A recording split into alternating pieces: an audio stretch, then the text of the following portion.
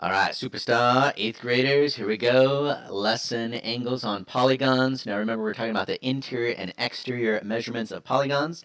Now, to find the interior, we need to be able to use this formula here. So we talked about this in class, really quick review. So let's say that you have a hexagon.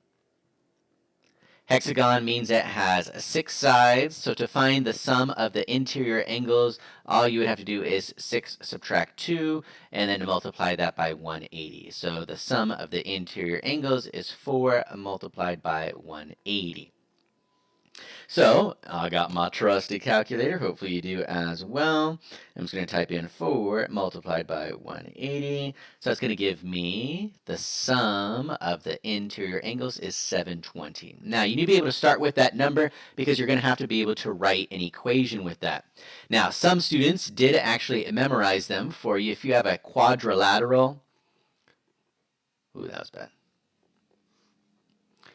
For a quad, that's 4 sides. And then you do the exact same thing. So you do a 4 subtract 2, which is a 2. And then you multiply that by 180,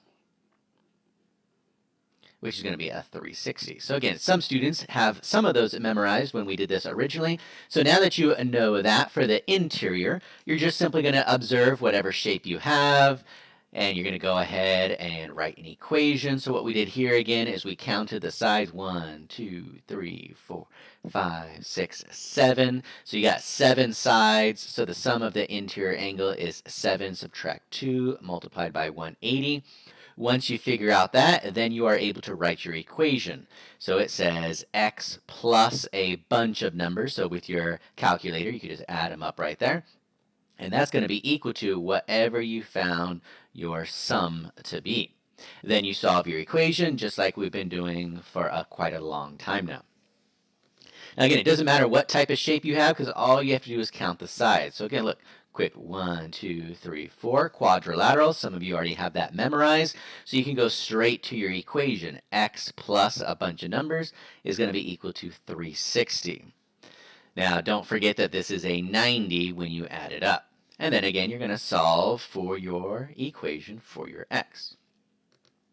Ooh, we got the diamond. So again, we've got 1, 2, 3, 4, 5 sides. So if you don't have that memorized, we would do, again, 5 subtract 2 multiplied by 180, 3 multiplied by 180, and that's going to be 540. Then you're going to combine your like terms. So I've got 2x plus 2x, which is 4x. Plus, I'm going to add those numbers, and it's going to be equal to 540. So you can add those 145, 145, and 110. You're going to solve for x like we've practiced. Now, if it asks you to solve for x, again, you would stop there. If it wants you to find the exact angle measurement, you'd have to come back up here. So let's say maybe it's a 70. You would do 2 times 70. Or maybe it's a 53, 2 times 53. Whatever the case is, make sure you're reading your information very, very specifically. So for example, looking at the Tuesday work right here, it says find x for number 1. Number 2 says find the angle measurement for B. So in other words, you need to be able to go ahead and complete that. Number 3 says find the value of 2x. So that x value, you're then going to multiply by 2, and so on.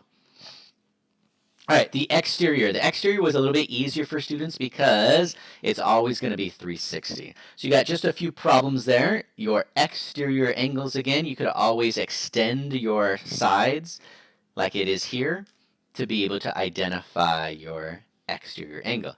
So again, I've got x plus a bunch of numbers, and that's going to be equal to 360. Always 360 for the exterior angle of a polygon. Solve your equation, move on from there. All right, this one here, we've got z plus z, so that's going to be 2z plus your numbers, 124 and 26, but again, it's equal to 360. Now, once you find out what your z value is, it may ask you to find this angle, which you're already done, but it may ask you to find this angle. Let's say that that's like angle C or something like that. So whatever z is, you would add 26 Boom, you got your answer. Very nice, very nice. All right, last part here, wanted to quickly mention this again. This is talking about a regular polygon, which means that it has the exact same angle measurements. So you can't have it like what we had here, 145, 145, and so on. It means that every single angle measurement is exactly the same. So we actually did a worksheet just like this, or the exact one in class.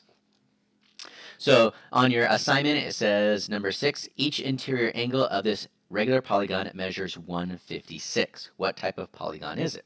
So really, you would just go ahead and follow this idea here. Wait. Yeah. So you would use that equation. So the measurement of angle 1, well, single angle, that's the 156. I'm going to help you talk about it. I'm not going to do it all for you. Is equal to this idea where if you take the sum of the interior angles and divide it by the number of sides, which is the exact same number of angles, you would find 156. So some students really, to be honest, with a calculator, you just do a guess and check, if you will. But the strategy we tried to share with you was if I multiply both sides by n, I get a 156n, and then on the right side, the n from my denominator would disappear. And then you really have a multi-step equation to be able to solve. So again, using this strategy here to help you out.